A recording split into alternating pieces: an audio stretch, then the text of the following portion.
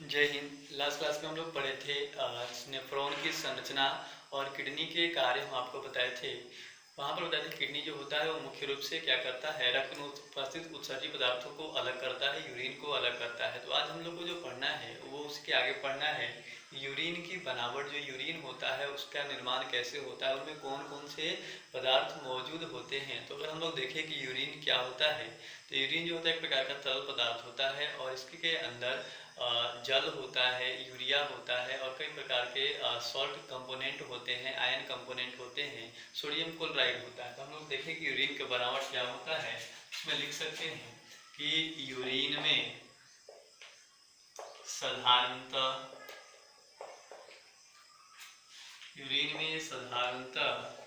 जल, यूरिया एवं sodium chloride, ये सोडियम क्लोराइड जो होता है ये कॉमन साल्ट होता है NaCl। साधारणतः सोडियम क्लोराइड मौजूद होता है।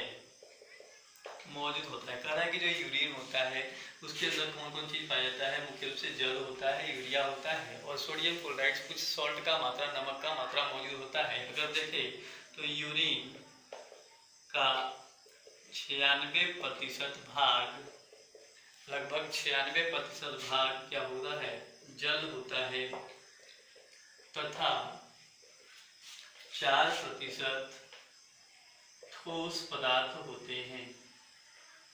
4% ठोस होते हैं जिनमें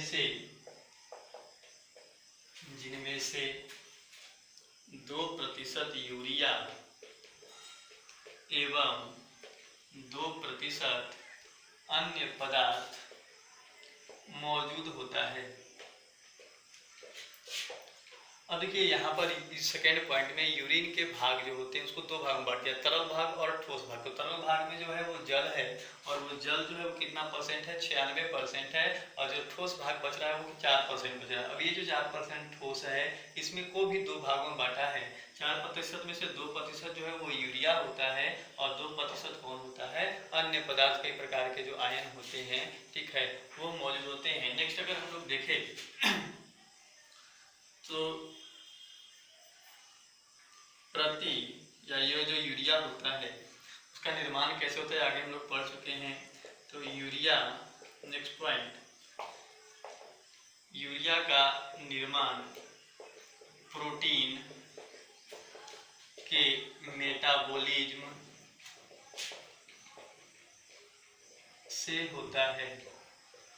ये पॉइंट आपको उत्सर्जित पदार्थ में जब पढ़ा रहे थे उसी समय बताया गया है, तो वहाँ पर देख सकते हैं। तो ये जो यूरिया है, यूरिया का निर्माण जो है वो प्रोटीन के मेटाबॉलिज्म का मतलब होता है उपापचयन। जब प्रोटीन का विखंडन होता है तो उस स्थिति में क्या होता है, जो यूरिया है वो उत्पन्न होता है, मेनली अमोनिया उत्पन्न होता है और उस अमोनिया को यकृत क्या करता है, यूरिया में परिवर्तित कर देता है। तो ये यूरिया जो है वो डायरेक्टली और इनडायरेक्टली कहाँ से उत्पन्न हो रहा है, प्रोटीन से उत्पन्न हो रहा है। अगर हम लोग देखें तो प्रति 100 ml रक्त में, अगर 100 ml रक्त लेकर के देखें तो प्रति 100 ml रक्त में लगभग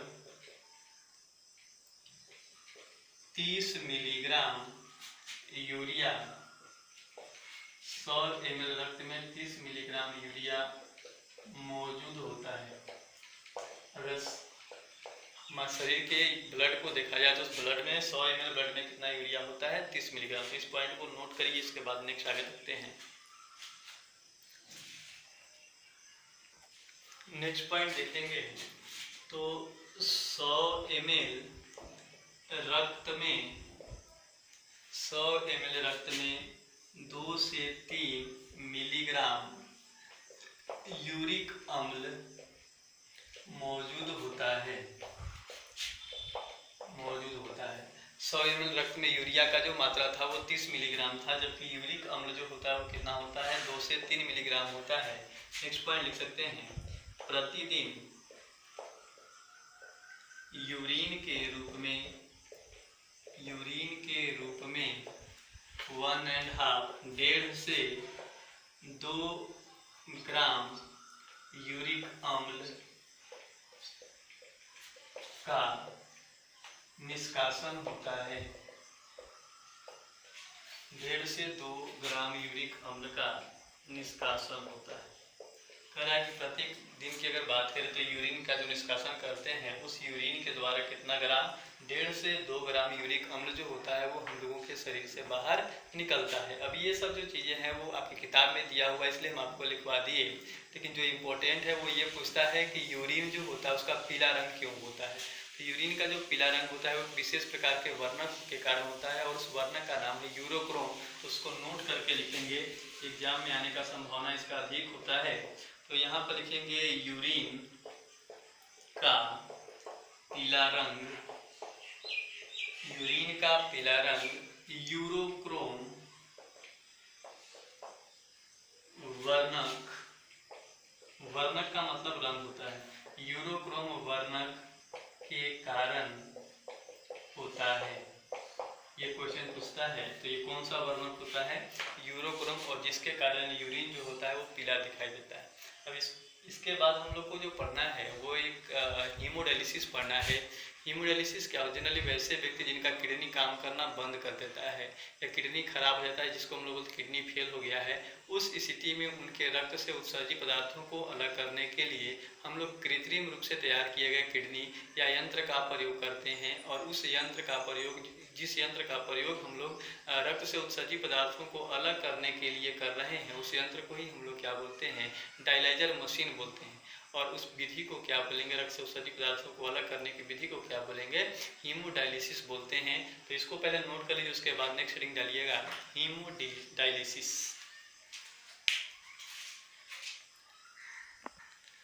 नेक्स्ट जो हेडिंग है वो है हीमोडायलिसिस। हीमोडायलिसिस क्या होता है, अभी बताया कि ऐसे व्यक्ति जिनका किडनी जो है वो काम करना बंद कर देता है, तो वैसे व्यक्तियों के शरीर में उत्सर्जित पदार्थ जमा होने लगते हैं, तो उनको क्या करना पड़ता है, उनको उनके शरीर से अलग करना पड़ता है। और उत्सर्जित पदार्थों को उनको शरीर के अलग करने के लिए हम लोग क्या करते हैं, कृत्रिम रूप से तैयार किए गए यंत्र का प्रयोग करते हैं। और उस कृत्रिम रूप से तैयार किए गए यंत्र से उस उत्सर्जित रक्त से के द्वारा रक्त से उत्सर्जित पदार्थों को अलग करने की विधि को हम लोग क्या कहेंगे, हीमोडायलिसिस कहेंगे। तो देखिए इसमें लिख सकते हैं डायलाइजर मशीन होता है, या इसी को बोलते हैं कृत्रिम रूप से तैयार किए गए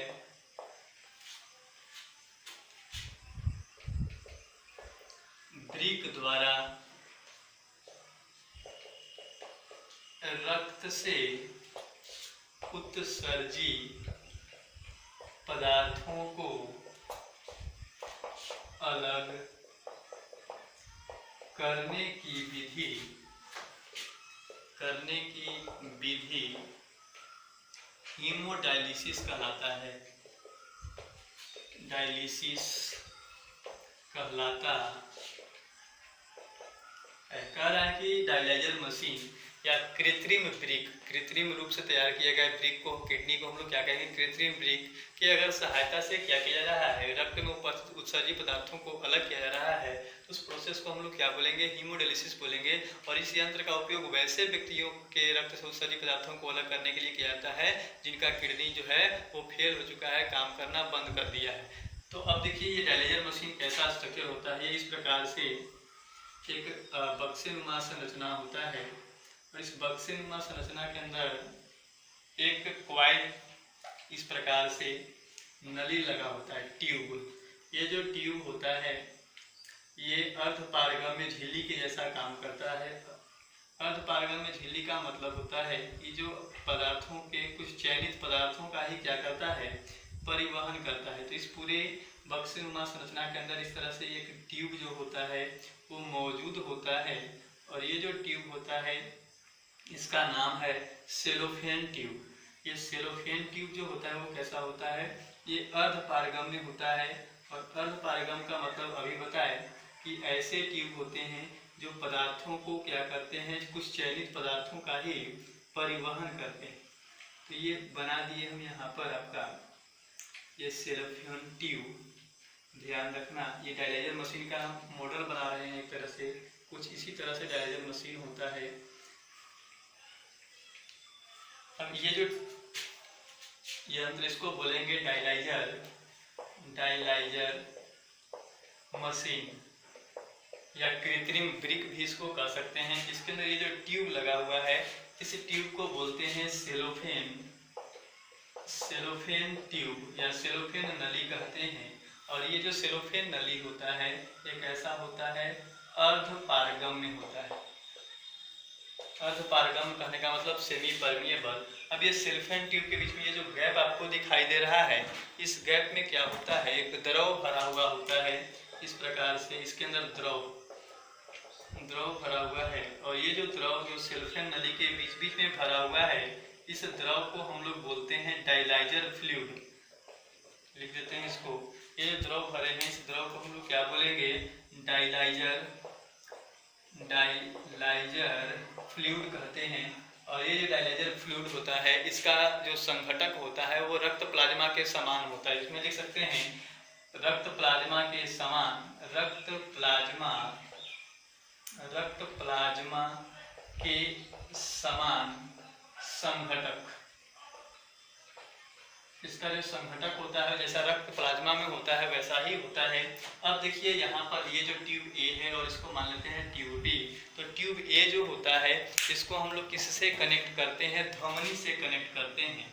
धमनी जो होता है वो हृदय से रक्त को शरीर के अलग अलग भागों में जाता है। तो इस ट्यूब को हम लोग किससे कनेक्ट करते हैं, धमनी से कनेक्ट करते हैं। और धमनी से इसमें रक्त क्या होता है, प्रवाहित होने लगता है। आपको एक चीज और मालूम है कि जब रक्त जो होता है वो शरीर से बाहर निकलता है तो वो जमने लगता है। तो ये भी बाहर अगर निकल रहा है तो ये ब्लड क्या हो जाएगा, जमना प्रारंभ हो जाएगा। तो उसको, उस रक्त को जमने से रोकने के लिए, थक्का बनने से रोकने के लिए इसमें रक्त को यहाँ पर क्या किया जाता है, उसमें एक इंजेक्शन लगाया जाता है। और उस इंजेक्शन में क्या होता है, हिपेरिन होता है।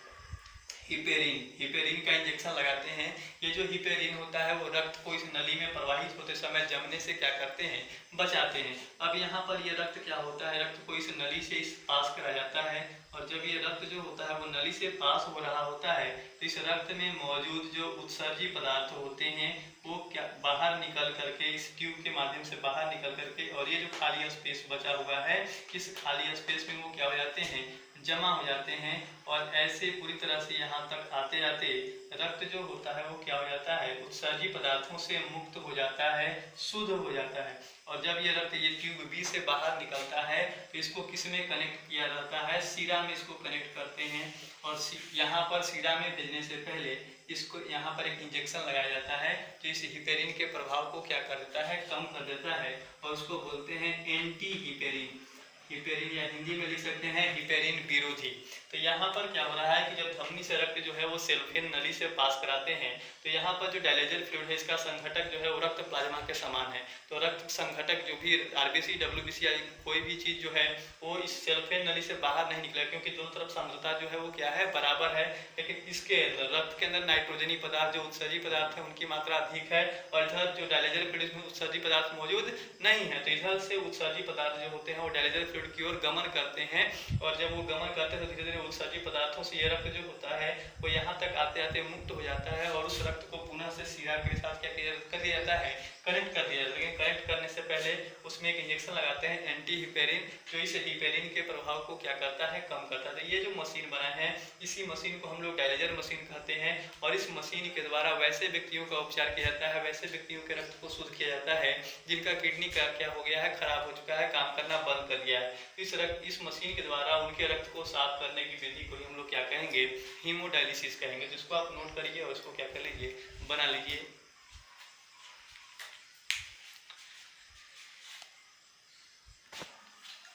हीमोडायलिसिस के साथ ही जंतुओं में उत्सर्जन की क्रिया जो है वो समाप्त होता है। अब ये लास्ट टॉपिक जो है वो पढ़ना है इस चैप्टर का, और वो है पौधों में उत्सर्जन। ध्यान से सुन लेना खाली, ठीक है। इसके क्या होता है इसके बाद नोट कर लीजिएगा।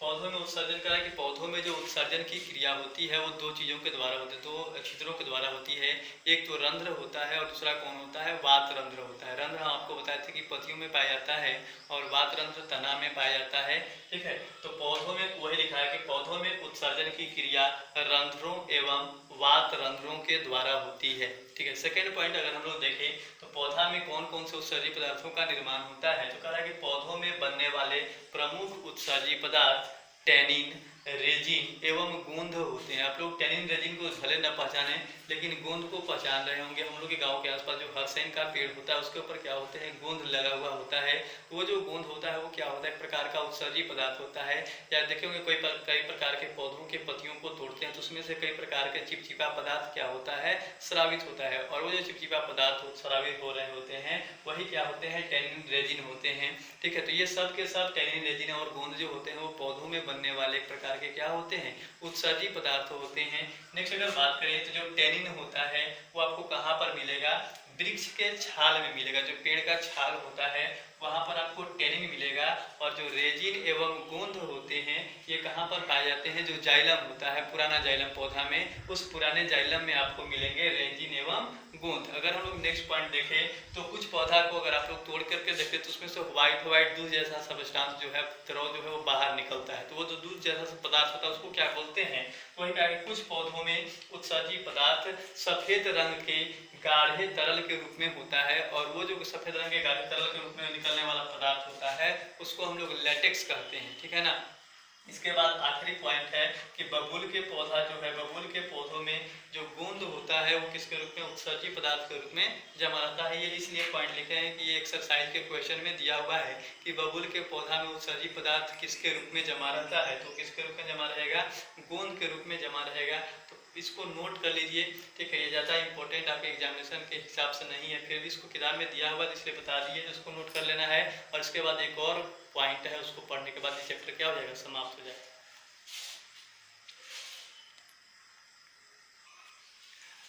नेक्स्ट जो आता है लास्ट टॉपिक वो है ओस्मो रेगुलेशन या जल संतुलन। हम लोग जो जीव होते हैं या सभी जीव जो होते हैं वो अपने शरीर में जल की मात्रा को क्या करते हैं, संतुलित करने का प्रयास करते हैं। जैसे सिंपल सी बात है, जब हमारे शरीर में जल का मात्रा अधिक हो जाता है तो उस जल को हम लोग यूरिन के द्वारा या पसीना के द्वारा क्या करते हैं, शरीर से बाहर निकाल देते हैं। या जब हमारे शरीर में जल कम हो जाता है तो उस स्थिति में क्या करते हैं, हम लोग को प्यास लगता है, हम लोग पानी पीते हैं। तो हम लोग क्या कर रहे हैं, जल जो कम हो रहा है तो उसके लिए पानी पी रहे हैं। और जब जल अधिक हो रहा है तो उसको पसीना के माध्यम से या यूरिन के माध्यम से शरीर से क्या करते हैं, बाहर मुक्त होते हैं। और इस प्रकार से अपने शरीर में जल की मात्रा को क्या करते हैं, संतुलित करते हैं। तो कोई भी जीव जो है वो जब जल की मात्रा को शरीर में संतुलित करता है तो जल की मात्रा को संतुलित करके रखने की क्रिया को हम लोग क्या कहते हैं, ओस्मो रेगुलेशन कहते हैं। तो इसको भी नोट कर लेना है।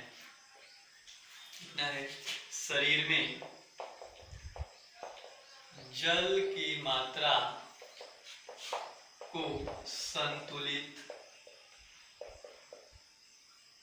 शरीर में जल की मात्रा को संतुलित करके रखने की क्रिया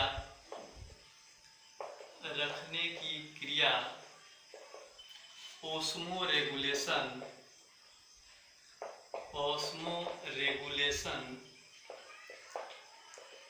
या जल संतुलन कहलाता है।